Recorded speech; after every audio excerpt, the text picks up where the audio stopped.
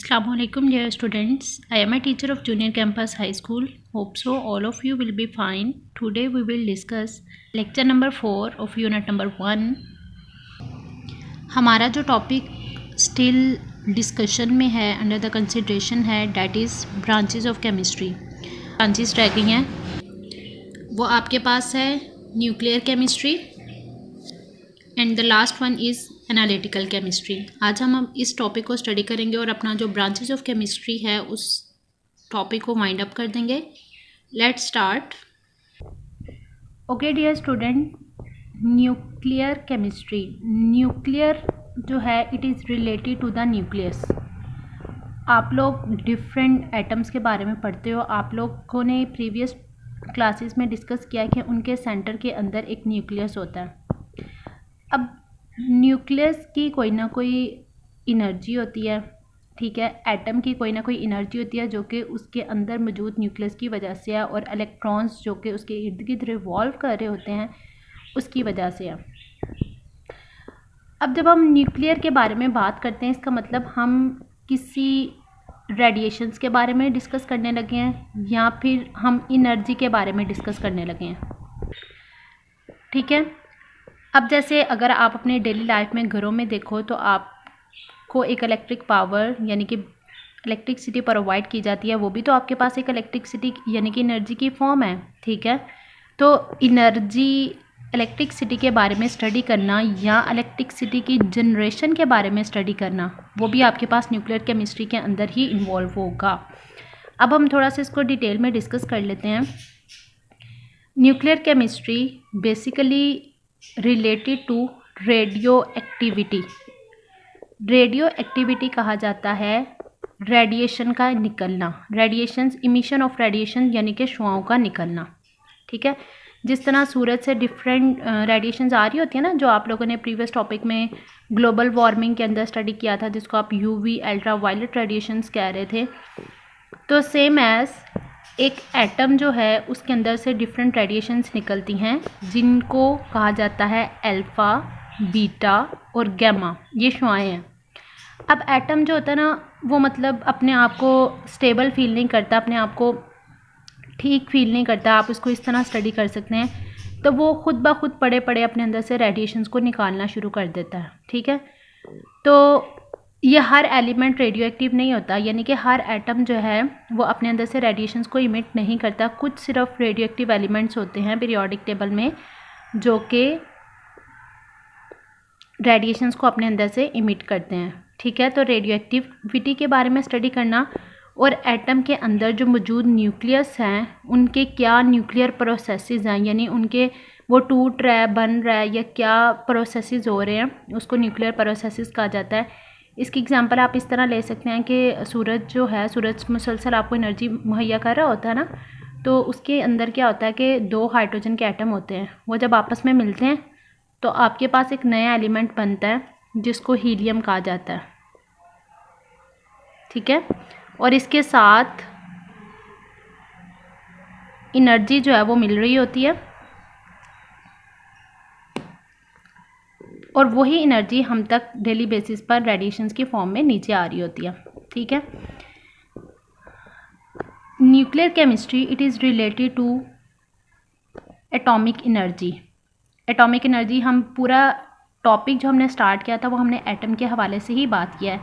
एक एटम की कितनी एनर्जी है, वो अपनी एनर्जी को कहाँ यूज़ कर रहा है, किस तरह वो टूट रहा है, किस तरह उसके अंदर से शुआएं निकल रही हैं, और किस तरह उन शुआओं या रेडिएशंस को या उस एटम की एनर्जी को हम अपनी डेली लाइफ के अंदर इस्तेमाल कर रहे हैं. जिस ब्रांच ऑफ केमिस्ट्री में इन सारी बातों को डिस्कस किया जाता है वो आपके पास क्या कहलाती है, nuclear chemistry. For example atomic bomb. Atomic bomb है ना, उसके अंदर आप डेली बेसिस पे देखें तो आप लोगों ने मेडिकल फील्ड या हॉस्पिटल्स वगैरह के अंदर देखा होगा, देखा तो नहीं ऐसा सच होगा, लेकिन आप लोगों ने नोट किया होगा कि वहाँ पे कुछ एरियाज़ जो है वो रेडिएशंस वाले होते हैं. वहाँ पे बिल्कुल भी जाना अलाउ नहीं किया जाता क्योंकि वो रेडिएशन हमारी बॉडी के लिए हार्मफुल होते हैं, और उन शुआओं को हमारी बॉडी के ट्रीटमेंट के लिए यूज़ किया जाता है, और वो बेसिकली एटम की एनर्जी ही होती है.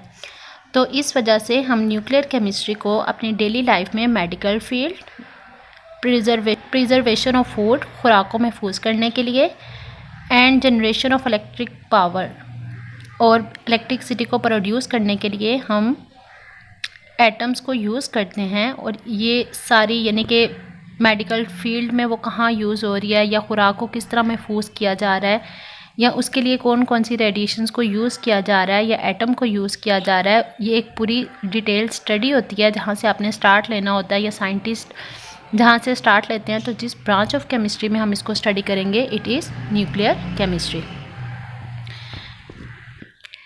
Next and the last one branch of chemistry it is analytical chemistry. Analytical जो है ये बेसिकली एनालिसिस से रिलेटेड है। मीन्स के आप लोगों ने स्टडी करना है, तज्ज़िया करना है, किसी चीज़ के बारे में अंदाज़ा लगाना है, ठीक है। अब तज्ज़िया जो है वो किस चीज़ का किया जाता है, यहाँ पे लिखा है एनालिसिस ऑफ अ सैम्पल। किसी एक नमूने का, किसी एक सैम्पल को कंप्लीट एनालिसिस करना है।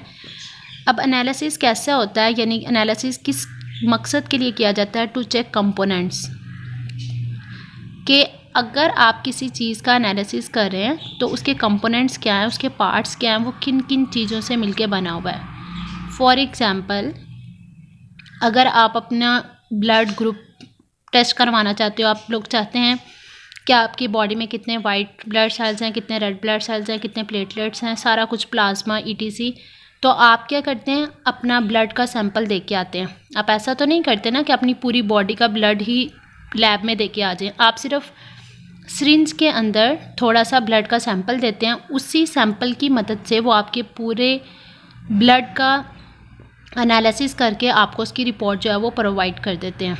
अब किसी भी चीज़ का एनालिसिस करने के लिए किसी भी चीज़ का एनालिसिस दो तरह से होता है,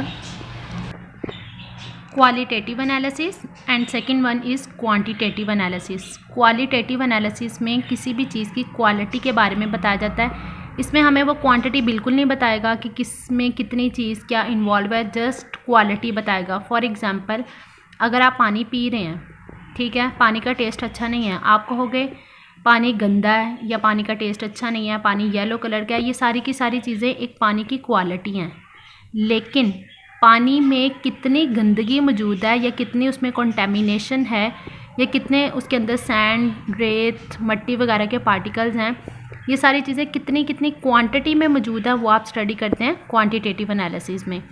तो किसी भी सैंपल का कंप्लीट एनालिसिस दो तरह से होता है, क्वालिटेटिव एनालिसिस जो आपको क्वालिटी के बारे में बताता है, और क्वांटिटेटिव एनालिसिस जो आपको क्वांटिटी के बारे में बताता है। अब हम इसके स्कोप की बात कर लेते हैं। The scope of this branch covers food, water, environmental and clinical analysis, ठीक है। लैब्स वगैरह में इसको यूज़ किया जाता है, किसी भी फूड को चेक करने के लिए एनालिसिस किया जाता है, या वाटर, इन्वायरमेंटल को चेक करने के लिए उसका एनालिसिस किया जाता है। आप लोगों ने इसको जो लर्न करना है न्यूक्लियर केमिस्ट्री से लेकर इन आवर डेली लाइफ तक, उसके बाद लास्ट 2 लाइन्स जो कि स्कोप के तौर पर यूज़ हो रही है, it has vast applications in medical treatment, radiotherapy, preservation of food, generation of electric power through nuclear reactors. Analytical chemistry में आप लोगों ने जो उसको लर्न करना है, analytical chemistry is the branch of chemistry that deal with separation and analysis of a sample to identify its components. The separation is carry out here to qualitative and quantitative analysis. Qualitative analysis provide the identity of a substance. On the other hand, quantitative analysis determine the amount of each component. ठीक है, quantitative में आपको amount या quantity के बारे में बताना होता है, और क्वालिटेटिव एनालिसिस में आपने सिर्फ और सिर्फ उसकी क्वालिटी को आइडेंटिफाई करना होता है। उसके बाद आप लोगों ने इस टॉपिक का स्कोप लर्न करना है, और अपने टॉपिक से रिलेटेड 5 शॉर्ट क्वेश्चन, 5 MCQs जो आप लोगों ने ढूंढ कर राइट करना है, उसको लर्न भी करना है, और लूज शीट पर राइट करने के बाद अकॉर्डिंग टू योर शेड्यूल आप लोगों ने स्कूल में सबमिट करवाना है। Hope so you will understand it very well. Stay home, stay safe, take care, अल्लाह हाफिज़।